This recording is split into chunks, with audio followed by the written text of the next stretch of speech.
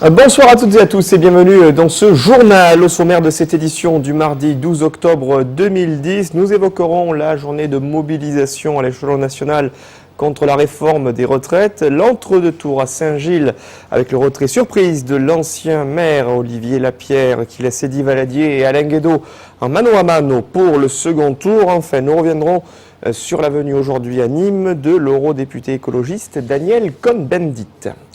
Et nous ouvrons cette édition par ces manifestations qui ont enregistré aujourd'hui une augmentation de la mobilisation, quelques heures après l'adoption par le Sénat de l'article 6 de la réforme des retraites, qui repousse donc de 65 à 67 ans, l'âge permettant d'obtenir une retraite à taux plein. Les organisations syndicales ont intensifié leur action. Mobilisés contre la réforme initiée par le ministre du Travail, Éric Woerth, les manifestants ont montré leur détermination sur cette question sensible. À Nîmes, comme dans plusieurs villes de France, ils étaient nombreux à battre le pavé pour faire entendre leur voix. Un cortège nîmois qu'a suivi pour nous Nicolas Pinchino. Les mouvements de grève continuent de mobiliser. 4e journée de manifestation et des chiffres de participation en hausse. À Nîmes, ils étaient 35 000 selon les syndicats et 7 900 selon la police. Une augmentation de 20% qui conforte les syndicats. Plus de salariés, de retraités, de demandeurs d'emploi répondent présents. Plus de jeunes aussi, plus de femmes. Ce qui signifie que les arguments du gouvernement tombent à l'eau les uns après les autres. Et qu'aujourd'hui, cette forte mobilisation renvoie une fois de plus la balle dans le camp du gouvernement qui va devoir ouvrir des négociations sérieuses, arrêter de mentir sur son projet de réforme qui n'est rien d'autre qu'un projet de rigueur où on demande toujours aux salariés plus de sacrifices. Il est grand temps de mieux répartir les richesses dans ce pays, ce que l'ensemble des organisations syndicales, dans l'unité aujourd'hui une fois de plus totale, réclament enfin au gouvernement. Et la nouveauté, c'est la participation des lycéens et des étudiants dans le cortège des manifestants. Les vieux dans la misère, les jeunes dans la galère, nous on n'en veut pas de cette réforme-là. 42 ans d'indemnité, c'est le nouveau programme. Chacun jeune commence à travailler environ à 27 ans. Retraite à 69 ans. Retraite à 69 ans. Ça fait trop de travail pour pas grand-chose. Enfin, dans le cortège, on pouvait entendre ici ou là quelques réflexions sur un éventuel durcissement du mouvement avec des actions bloquantes notamment. Les syndicats de leur côté restent fermes et ne reviendront en aucun cas en arrière vis-à-vis d'un gouvernement qui prépare son remaniement et joue un peu la sourde oreille.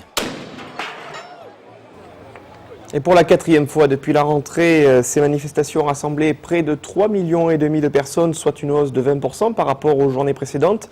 Annonce ce soir la CFDT, un chiffre similaire à celui avancé par la CGT qui considère pour sa part que la mobilisation atteint un niveau exceptionnel. Fin de citation. La participation annoncée par les syndicats reste toutefois nettement supérieure à celle enregistrée par les services de police. À la mi-journée, le ministère de l'Intérieur estimait à 500 000 le nombre de manifestants. Selon les chiffres définitifs du ministère, la journée de mobilisation aurait rassemblé 1 230 000 personnes dans toute la France. Chiffre record depuis le début du mouvement. Et puis toujours en Languedoc-Roussillon, du côté de Montpellier, la manifestation a rassemblé entre 12 000 selon la préfecture et 70 000 personnes selon les syndicats, contre une fourchette de 18 000 à 60 000 lors de la journée de mobilisation du 23 septembre. La CGT qui se félicite ce soir d'une mobilisation qui ne cesse d'enfler. Mobilisation et manifestations qui ont engendré, vous le savez, plusieurs perturbations aujourd'hui sur l'ensemble des réseaux aériens et ferroviaires, sans oublier bien évidemment les transports en commun. À Nîmes, un préavis de grève suite à un mouvement de grève reconductible d'une partie du personnel de Tango Bus est annoncé. Des perturbations sont attendues sur ces lignes du réseau Tango. Préavis de grève du 13 au 16 octobre, les dessertes perturbées pour les lignes A à K, navette centre-ville, collégiale 1 à 9, circulation normale pour la ligne des 7 collines, perturbation entre 9h et 9h55. Pour plus de renseignements, vous pouvez vous référer au site internet tangobus.fr ou au numéro de téléphone 0820 22 30 30. Perturbation encore demain mercredi sur l'ensemble du réseau SNCF en raison d'une grève nationale interprofessionnelle reconductible par période de 24 heures. Journée donc de grève pour demain, mercredi 13 octobre. Pour plus de renseignements, vous pouvez appeler la ligne Infoservice TER en Languedoc-Roussillon 0800 886 091 ainsi que les sites internet sncf.com et ter-sncf.com pour tout savoir de l'état du trafic. 45% de circulation pour le réseau TER, 38% pour le réseau TGV, 37% pour Corail, Théose. Enfin, aucune circulation sur les réseaux Talgo entre la France et l'Espagne. Des manifestations encore avec les agriculteurs qui reviennent sur le devant de l'actualité. Jeudi matin, la section gardoise de la FDSEA, les jeunes agriculteurs, les vignerons indépendants et la Fédération des caves coopératives battront le pavé nîmois afin de dénoncer le système fiscal auquel les agriculteurs sont soumis.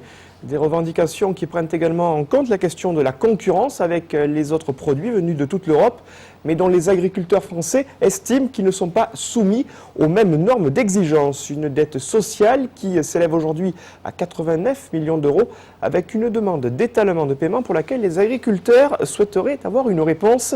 Nicolas Pinchino les a rencontrés. Le commentaire est signé Olivier Michel. 89 millions d'euros, tel serait le montant de la dette des agriculteurs gardois à la mutualité sociale agricole. Afin de pouvoir la régler et ne pas disparaître entre-temps, ces derniers réclament depuis 2 ans un étalement du paiement sur 7 ans contre 3 actuellement. En mars, on nous a dit que ce n'était pas possible 10 ans, mais qu'on aurait 7 ans. Le ministère de l'Agriculture a donné un accord de principe. Le ministère des Finances et Bercy ont dit non, c'est pas possible. Donc c'est à l'arbitrage de Matignon depuis quelques mois. Et on n'arrive pas à avoir la réponse. Donc jeudi, nous allons manifester pour essayer d'avoir la réponse et pour obtenir cette réponse. Et qu'une bonne fois pour toutes, on ait le papier qui nous autorise à étaler à plus de 3 ans. Parmi les causes affichées de ce surendettement, la concurrence déloyale au niveau européen qui force les agriculteurs à vendre à perte pour écouler leurs produits. Des agriculteurs français qui dénoncent des taxations sur les produits phytosanitaires et un coût de main-d'œuvre double face à celui de l'Espagne. Il y a une mesure qui a été faite l'an passé sur le plan Sarkozy pour l'agriculture, c'est des prises en charge de cotisations sur salaire par patronal qui ont permis une réduction du coût de la main-d'œuvre d'€1 pour toutes les filières. Ça, il faut le conduire. Alors, nous ont promis la reconduction de cette mesure pour 4 ans encore.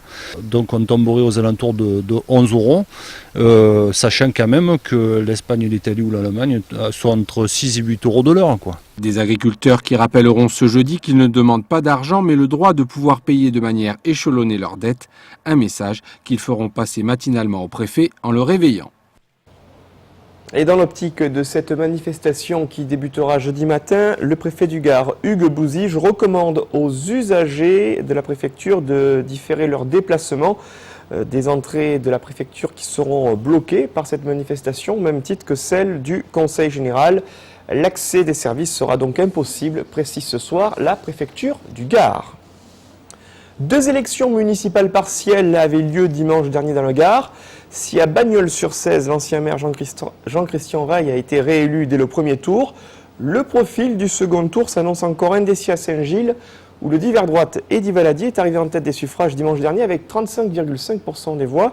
Au second tour, l'ancien premier adjoint du maire de Saint-Gilles se confrontera au conseiller municipal d'opposition Alain Guédot, représentant de la gauche, après l'annonce du retrait aujourd'hui d'Olivier Lapierre, le maire sortant qui a choisi de se retirer au même titre que le 4e candidat Yvon Rouquel. Malgré l'absence de consigne de vote particulière de la part de ces 2 derniers, il semble toutefois qu'un front opposé à Eddy Valadier se confirme à Saint-Gilles. À l'orée de ce second tour, les explications de Franck Chassagnon. 2 jours après le premier tour des élections municipales, la petite commune de Saint-Gilles est encore sous les feux des projecteurs. Chaque jour, un nouveau rebondissement. Hier soir, Yvon Rouquel, le candidat du nouveau centre, a décidé de se retirer. Aujourd'hui, en fin de matinée, c'est le maire sortant qui a jeté l'éponge. C'est une décision que j'ai prise forcé contraint, mais je retire ma liste pour le 2e tour. Je ne serai pas présent avec mes amis sur la liste pour le 2e tour. Pourquoi ? J'ai tout essayé pendant la journée d'hier et la soirée de dimanche de monter un pacte républicain avec M. Rouquel et avec M. Guédot. Ils se sont défilés tous les deux, finalement. Après m'avoir dit qu'ils étaient d'accord, ils ont refusé. Donc, me retrouvant seul avec mon équipe, j'ai pensé que c'était la meilleure solution, la moins mauvaise, disons, c'était de me retirer. Le combat pour prendre la mairie se jouera donc entre Eddy Valadier, candidat sans étiquette, proche de l'UMP, et Alain Guédot, qui se présente sous la bannière du Parti socialiste. Fort de ses 35% au premier tour, Eddy Valadier reste confiant. Moi je suis non pas d'un optimisme béat, mais je suis confiant dans la capacité que nous avons avec toute mon équipe, parce qu'on porte aussi un projet utile aux Saint-Gillois, d'avoir un résultat positif dimanche, mais il faut rester mobilisé, il faut continuer à convaincre, il faut faire du terrain, et puis chacun, je dirais, en prendra acte dimanche prochain, mais j'ai une confiance raisonnée dans le bon sens et le choix que feront les Saint-Gillois dimanche prochain. Mais pour gagner, il reste encore une grande inconnue. Les voix des deux candidats démissionnaires vont-elles se reporter sur la liste de droite ou sur la liste PS? Les anti-Valadier, il y en a un certain nombre parce que tout le monde a trouvé que son action à la municipalité, notamment la guerre qu'il a menée pour essayer de tomber le maire Olivier Lapierre, est quelque chose qui est peu respectable. Et nous espérons que les déçus Valadier se tourneront plus sur une liste comme la nôtre, honnête, franche et surtout très démocrate, plutôt que contre un candidat qui va tout nous ramener à lui. Pour l'instant, Yvon Rouquel n'a pas donné de consigne de vote, Olivier Lapierre non plus, même s'il ne cache pas sa préférence. Personnellement, je voterai pour M. Guédot. Et j'appellerai à ne pas voter pour M. Valadier. Je ferai comme faisait le Parti socialiste quand il y avait Chirac contre Le Pen. On a toujours dit voter contre Le Pen, mais on n'a jamais dit voter Chirac. Je ne dirais pas de voter Guédot, mais je rappellerai à ne pas voter pour M. Valadier. De son côté, Eddy Valadier pourra compter sur le sénateur maire de Nîmes, Jean-Paul Fournier, qui n'avait pas donné signe de vie au premier tour, sera bien présent mercredi à Saint-Gilles pour soutenir la liste conduite par Eddy Valadier. De la politique encore avec la venue aujourd'hui à Nîmes de l'eurodéputé écologiste Daniel Cohn-Bendit. En cette journée de manifestation, les Verts ont poursuivi leur journée d'études depuis un grand hôtel nîmois. Des échanges entre les différents eurodéputés écologistes qu'Alain Bellon a rencontrés. Je vous propose de les écouter. L'Europe aussi concerne vraiment les citoyens et c'est pour ça qu'hier notamment j'ai tenu à venir intervenir au Mont du Plan sur la fameuse antenne dont j'ai dénoncé le scandale. 55 députés venus de toute l'Europe, une manière de s'extraire un petit peu de Bruxelles et de Strasbourg pour travailler, faire un peu le bilan de ce qu'on a fait depuis un an et puis voir quels vont être nos projets prioritaires.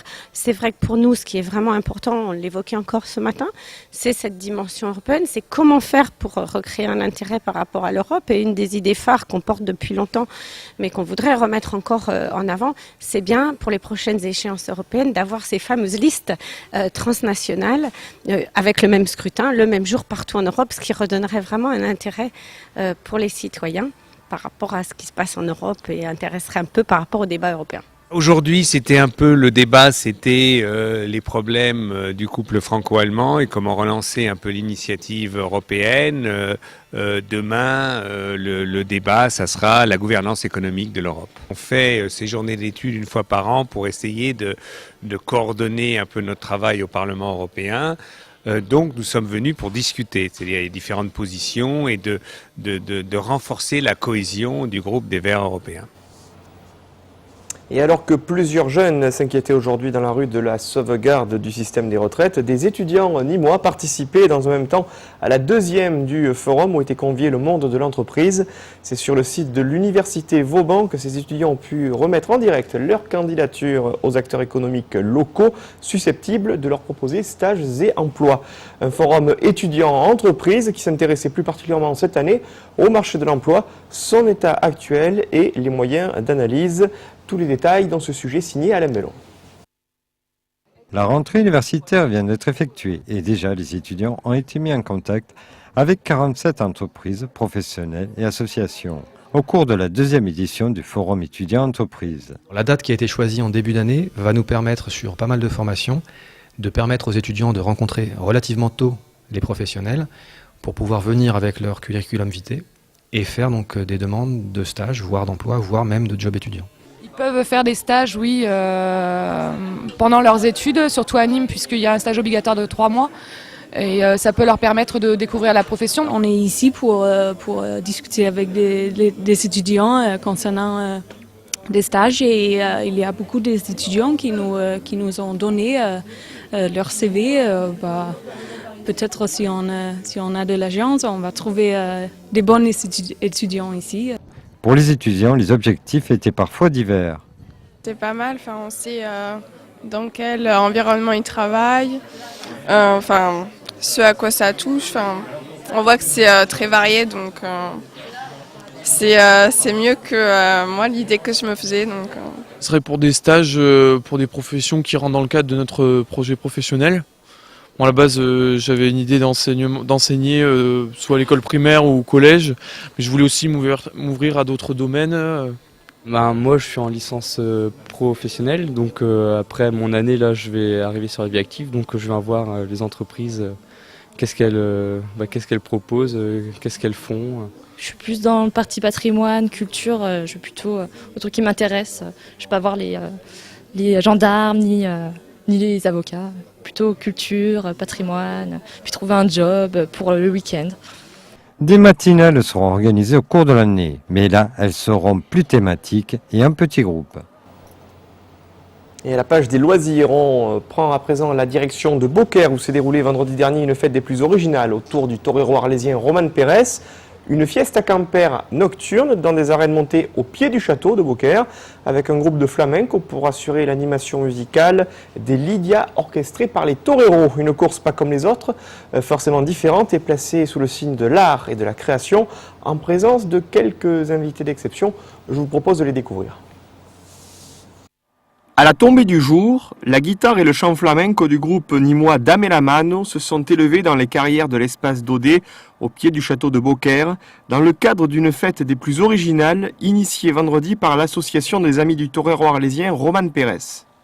Dans une ambiance à la fois festive et bon enfant, quelques toreros du pays d'Arles se sont réunis autour de Romain Fluet pour cette fiesta campera qui a réuni plusieurs centaines d'aficionados. Avec des arènes adossées à flanc de roche, décor ô combien original, et dans une ambiance fleurant bon le romantisme du toreo, les toreros, vêtus en habit de ville, ont proposé de remarquables partitions de tauromachie, la plus intense étant celle de Mehdi Savali face à un excellent novillo de Miranda de Pericalvo. Quand on m'a joué la musique et que j'ai commencé à torer, j'ai ressenti des choses que peu de personnes peuvent ressentir, et certains toreros le ressentent. Des oreilles et des queues comme s'il en pleuvait pour cette course où Marco Léal a pu retrouver quelques bonnes sensations. L'occasion également pour le public de redécouvrir le jeune élève de l'école taurine d'Arles, Andy Younes, encore une fois à son avantage devant une jeune vache torée au simulacre, ou encore l'ensemble des participants qui ont lidié le taureau de réserve, offert en supplément, sous le regard d'un Roman Pérez ravi par cette manifestation. C'était un challenge un peu qu'on s'est monté et je crois que c'est réussi, on s'est régalé, le torero, le public, et je pense que ça va refaire. Une fête qui comptait également sur la présence d'une star française du ballon rond, l'Olympien André-Pierre Juniac, venu en voisine Marseille pour rejoindre la grande famille de l'afition. J'ai passé une très bonne soirée. Et puis ça fait plaisir à tout le monde, donc je suis heureux. Une fiesta campera qui s'est prolongée tard dans la nuit au casino municipal, autour de faenas imaginaires et de projets à venir tout aussi créatifs. Et toujours à la page tauromachie, sachez que le samedi 23 octobre, pour le premier festival taurin des vainqueurs de graines de torero, qui se déroulera aux arènes de Rodillan, au profit de l'association Rêve-Gare, c'est le noviero Vincent Cardo, vainqueur en 2005 de Graines de Torero, qui intégrera l'affiche suite à l'absence de vainqueur de l'édition 2010 de Graines de Torero.